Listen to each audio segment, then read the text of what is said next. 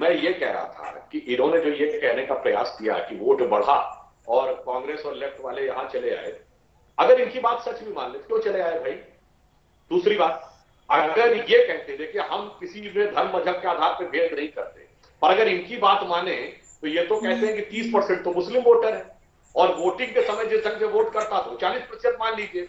जरा ये मुस्लिम कहां से आ गया? कि ममता बनर्जी का कितना वोट बढ़ा है? बिना मुस्लिम नहीं कर सकते।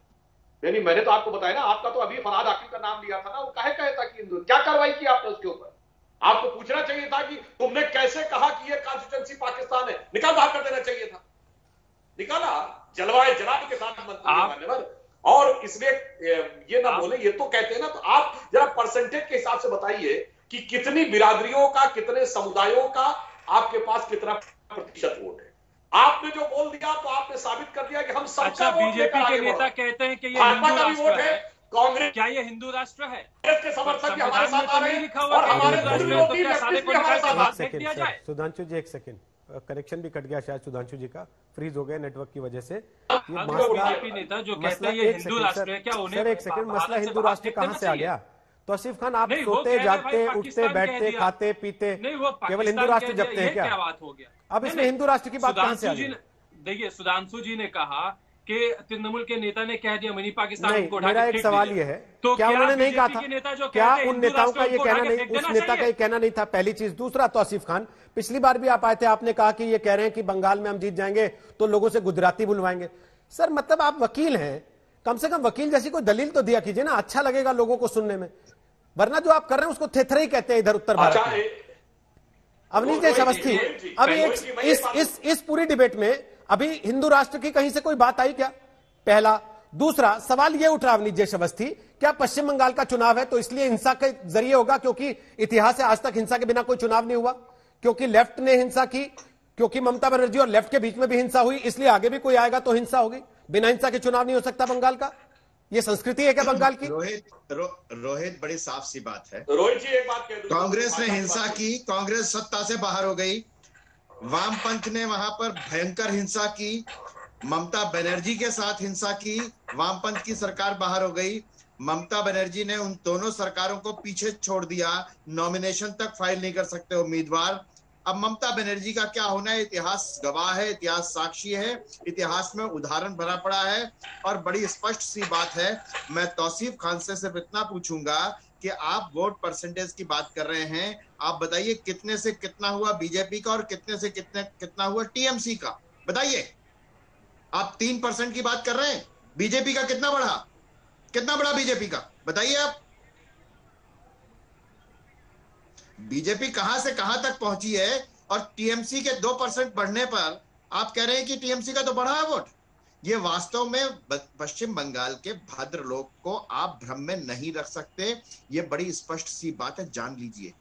आप यहाँ टीवी स्टूडियो में बैठ करके कह सकती हैं ड्रामा है, वहां की जो ग्राउंड लेवल की जनता है जिसने वोट देना है ना, वो जानती है कि कौन गुंडागर्दी कर रहा है। ठीक है, यहाँ पर बैठ करके आप कह दीजिए, कोई दिक्कत नहीं है। लेकिन वहां की जनता, पश्चिम बंगाल की जनता बड़े स्पष्ट रूप से जानती है कि टीएमसी किस तरीके से कट मनी की बात करती है, टीएमसी किन किन स्कैम्स में फंसी हुई है, टीएमसी ने क्या वहां पर गदर मचा रखा है। ठीक है, ये वहां की बंगाल के भद्रलोक की जनता बहुत अच्छी तरह जानती है। और ये बात, इसका एहसास टीएमसी और ममता बनर्जी को हो चुका है। ठीक है, जयंतो घोषाल, बंगाल की भद्रलोक की जनता उनको चुनने वाली नहीं है। ठीक है जयंतो घोषाल, अब मसला ये जो मैंने अवनीश जी से सवाल पूछा, अब मैं वापस आपसे पूछ रहा हूं वही सवाल, क्या बिना खून खराबे के चुनाव नहीं हो सकता?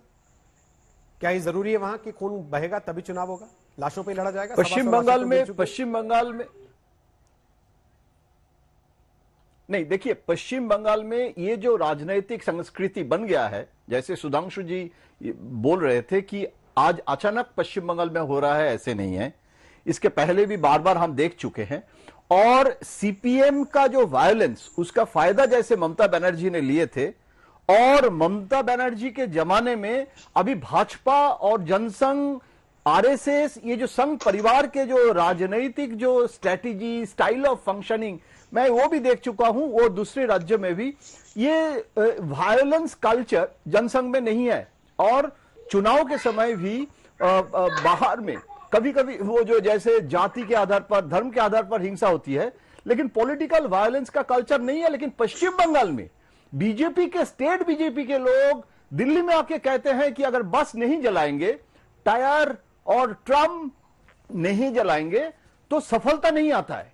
जैसे सुधांशु जी कह रहे हैं ना कि अगर ये मैसेज कन्वे करने का कोशिश है कि यहां टेरर है और पार्टी प्रेसिडेंट जो है ऑल इंडिया, उसको भी मैसेज दे सकते हैं हम लोग, तो वो भी देखिए ये गलत है अगर ऐसे होता है। लेकिन मेरा कहना है कि बेनिफिशियरी सीपीएम नहीं हुआ था, ममता हुई थी। और आज अगर ये तो अभी शुरुआत है, अगर ये बढ़ेगा तो इसका फायदा तृणमूल का बेनिफिशियरी नहीं हो सकता है। इसीलिए ममता बनर्जी ये करा रहे हैं। हो सकता है कि जो नियंत्रण पार्टी काडर के ऊपर, जैसे आज ये डायमंड हार्बर अभिषेक बनर्जी, जिसको भाईपो भाईपो कहता है कैलाश जी, उनके कॉन्स्टिट्यूएंसी में गए थे और तृणमूल कह रहे हैं कि चुन चुन के इस कॉन्स्टिट्यूएंसी में क्यों भाजपा आए हैं, प्रोवोक करने के लिए, क्योंकि भाजपा को फायदा मिले। मेरा कहना है अगर भाजपा भी किए है, पुलिस पश्चिम बंगाल में ममता की है, law and order state subject है, तो जांच कराए और एक्शन लिया जाए, so that nobody can blame Mamata Banerjee. लेकिन वो समस्या है कि वायलेंस जो है, विदाउट वायलेंस अभी तक चुनाव नहीं हुआ है पश्चिम बंगाल में।